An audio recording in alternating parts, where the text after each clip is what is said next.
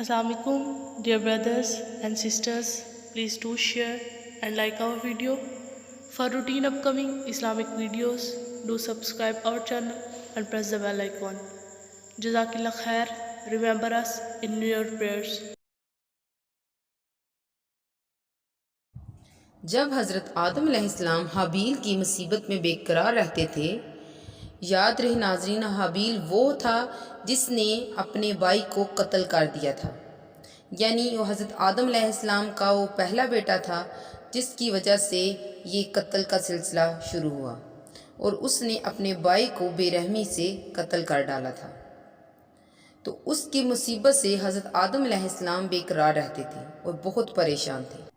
اللہ تعالیٰ نے جبرائیل امین کو ان تسلی کے واسطے بھیجا کہ حق تعالیٰ نے تیرے لیے ایک فرزند رشید عنایت کرے گا کہ اس کی نسل سے حضرت محمد رسول صلی اللہ علیہ وآلہ وسلم سردار نبی آدم کا پیدا ہوگا۔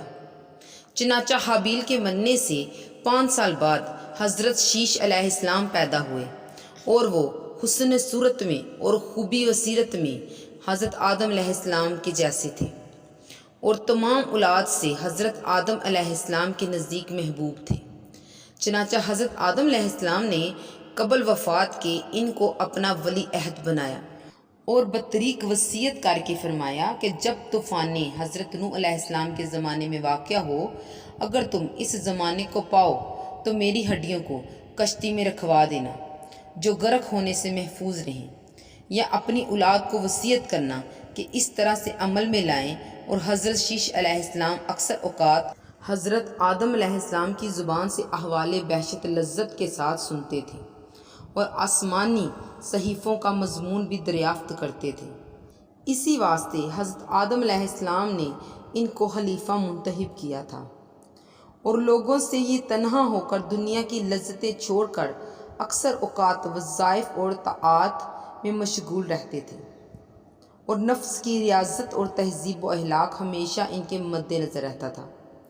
حضرت شیش علیہ السلام کے زمانے میں بنی آدم علیہ السلام 2 قسم کے تھے، بعض اتباع حضرت شیش کی کرتے تھے اور بعض قابیل کی اولاد کی تابعداری میں مشغول تھے، اور حضرت شیش علیہ السلام کی نصیحت سے بعض تو رائے راست پر آئے اور بعض بددستور نافرمانی پر قائم رہے۔ جب 912 برس ان کی عمر کے گزرے تو روح جسم مبارک سے پرواز کر کے عرش مولا کو پہنچی، اور حضرت شیش علیہ السلام کی بعض نصیحتوں میں یہ ہے کہ مومن حقیقی وہ ہے کہ یہ خصلتیں اس میں ہوں: اول تو اللہ کو پہچاننا، دوسرے نیک اور بد کو جاننا، تیسرے بادشاہ وقت کا حکم بجا لانا، چوتھے ماں باپ کا حق پہنچانا اور ان کی خدمت کرنا، پانچواں صلہ رحمی یعنی اپنائیت کے لوگوں سے نیکی اور محبت کرنا، چھٹے غصے کو زیادہ حد سے نہ بڑھانا، ساتواں محتاجوں اور مسکینوں کو صدقہ دینا اور رحم کرنا، آٹھویں گناہوں سے پرہیز اور مصیبتوں میں صبر کرنا، نویں شکر الہی کا ذکر کرنا۔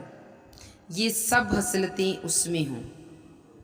حضرت شیش علیہ السلام ہر لحاظ سے بہت ہی مدبر اور ایکدانہ انسان تھے، اور ان کی لڑی سے ہی حضرت محمد صلی اللہ علیہ وآلہ وسلم پیدا ہوئے تھے۔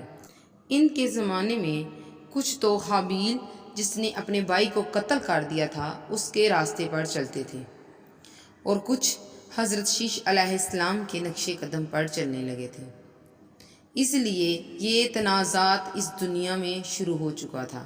بس اللہ تعالیٰ کا قول ہے، جب اللہ تعالیٰ نے نبیوں سے اقرار کیا جو کچھ میں نے تم کو دی ہے کتاب اور حکمت، پھر آئے تمہارے پاس کوئی رسول کہ سچ بتا دے، تمہارے پاس آنے والے کو تو اس پر ایمان لاؤ گے اور اس کی مدد کرو گے۔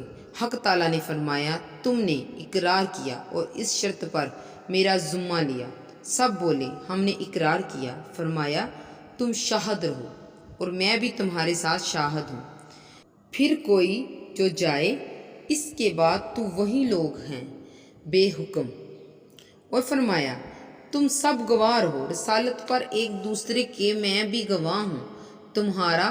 پھر فرمایا، اے آدم علیہ السلام، تم شیش پر گواہ رہو، اے شیش علیہ السلام تم ادریس علیہ السلام پر گواہ ہو، اے ادریس علیہ السلام تم نوح علیہ السلام پر، اور اے نوح علیہ السلام تم ابراہیم علیہ السلام پر، اور اے ابراہیم علیہ السلام تم اسماعیل علیہ السلام پر، اور اے اسماعیل علیہ السلام تم اسحاق پر گواہ ہو۔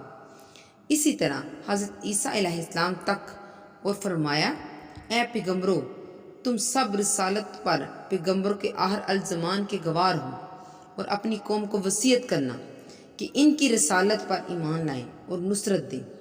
اللہ تعالیٰ نے اقرار کیا، نبیوں کے مقدمے میں بنی اسرائیل سے فائدہ یہود مسلمانوں سے کہتے ہیں کہ تمہارا نبی ہم کو کہتا ہے کہ بندگی کرو اپنے رب کی، ہم تو پہلے ہی اس کی بندگی کرتے ہیں اس کی، مگر وہ چاہتا ہے کہ میری بندگی کرو۔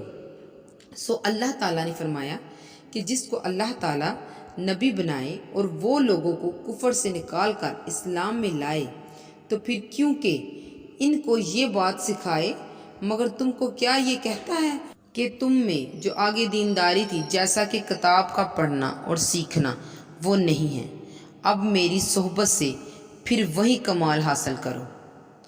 یہ کلام اللہ رب العزت کے تھے جو انہوں نے فرمائے تھے۔